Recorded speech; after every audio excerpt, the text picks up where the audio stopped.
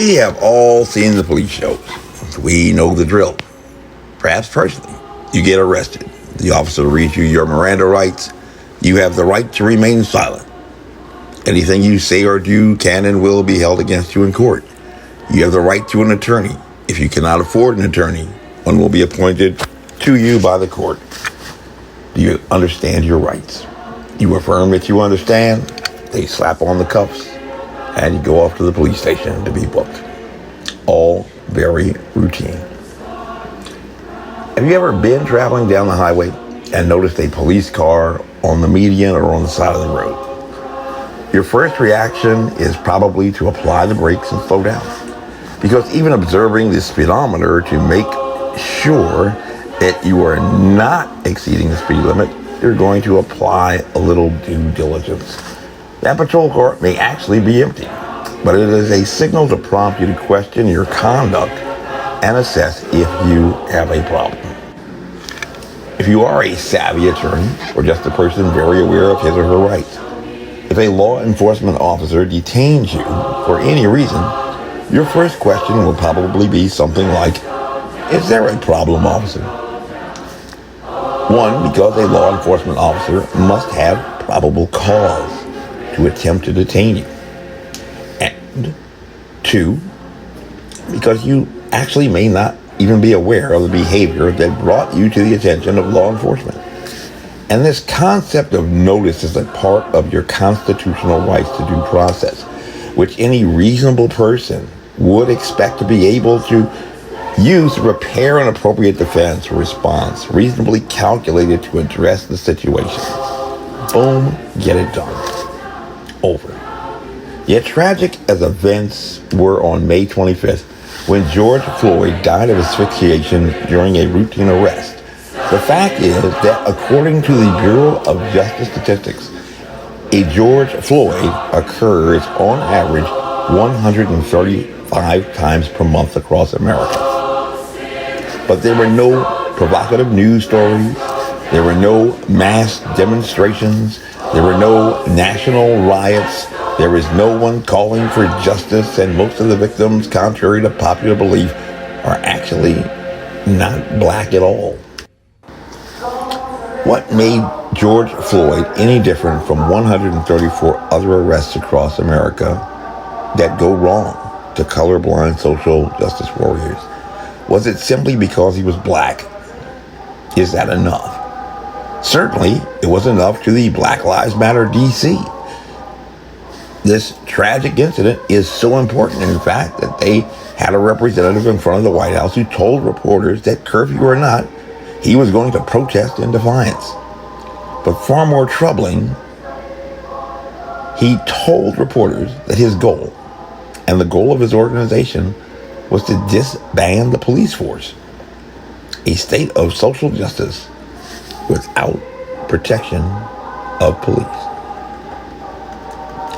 In August 2018, when less than a dozen persons, which included whites, blacks, and Latinos, carrying American flags to make the statement that white people should not be forgotten in the American dream, 4,000 progressives, mostly white, deployed to the nation's capital to protest them for spewing hate, screaming at them, lobbing Roman candles at them until they were forced to disperse. The progressive crowds were emotionally charged because of allegations that the mixed race group was associated with the Ku Klux Klan. But there were no Klan hoods, no Nazi uniforms in the crowd. Yet they stood, proudly aligned with socialists, revolutionary communists, and members of the Antifa terrorist group, holding signs up about overthrowing the American system of government. Because of a dozen people with American flags? What made George Floyd any different from 134 other arrests across America that go wrong to colorblind social justice warriors? Democrat presidential nominee Joe Biden says it's because his death was a wake-up call for African Americans, which he knows all about, who saw in his tragic death a cry that was their own. I can't breathe. And he paints the picture that these mass demonstrations across America are spontaneous springs of emotion and rage to rally for justice. But even the revolutionary communist Che Guevara, and author of Guerrilla Warfare, stated that the revolution is never the apple that falls from the tree. You have to make it fall. And with 2 decades of military experience in force protection and force projection, with assignments in strategic counterintelligence and special operations, to include work in counterinsurgency, counter-espionage, and counterterrorism, I can assure you that a spontaneous mass demonstration would be a rare event in a tiny urban center. It just does not happen. It's like a science.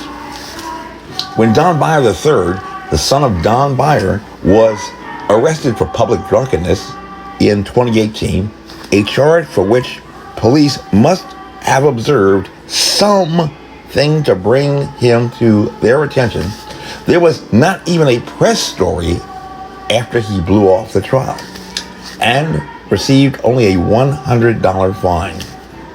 Nobody cried for justice. When supporters of Don Beyer were identified boasting about exploiting immigrant workers, paying them less than they deserve to make, absolutely nothing was done. Not even an investigation. And no one cried foul. Not one person at all.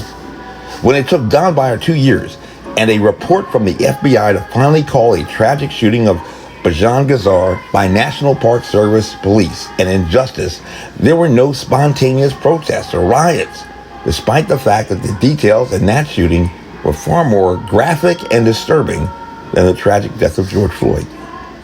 Rather, Don Beyer simply used the event as a publicity device to promote legislation.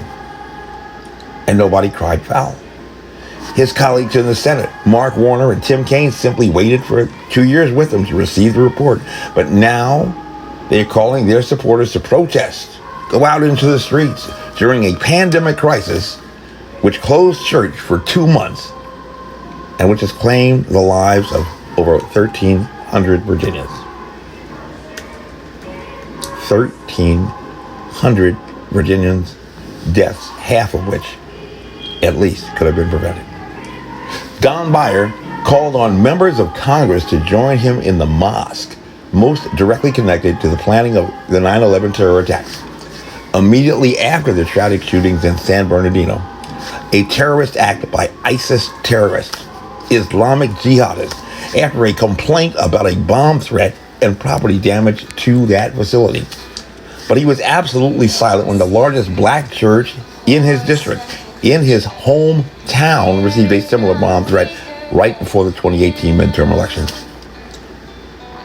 And in November, Mark Warner has presented legislation to permit their loyal supporters, especially those of color, currently out and often defying social distancing, to be permitted 45 days to vote in person or mail in gratitude for what they are doing for people of color. For people of color. But like in court, on election day, if you have not performed due diligence and articulated in your argument exactly what it is you want for the next 4 years, which is a long time to serve in prison, it really does not matter what you get in the end. So remember that 135 times per month across America, a George Floyd dies during an arrest procedure. And statistically, if that person happens to be you, there probably will not be the same cries for justice when you become a statistic. And you blew the chance in your rearview mirror to prevent that tragic occurrence from happening to you. You have the right to remain silent. My name is Major Mike Webb, and I am running for U.S. Congress. With liberty, honor, and excellence, by God, we shall make America great again. Honest.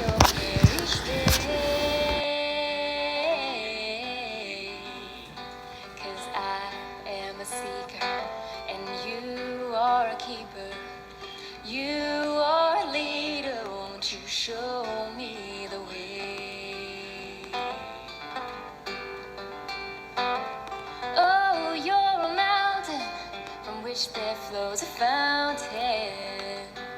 to let its water wash my sins away.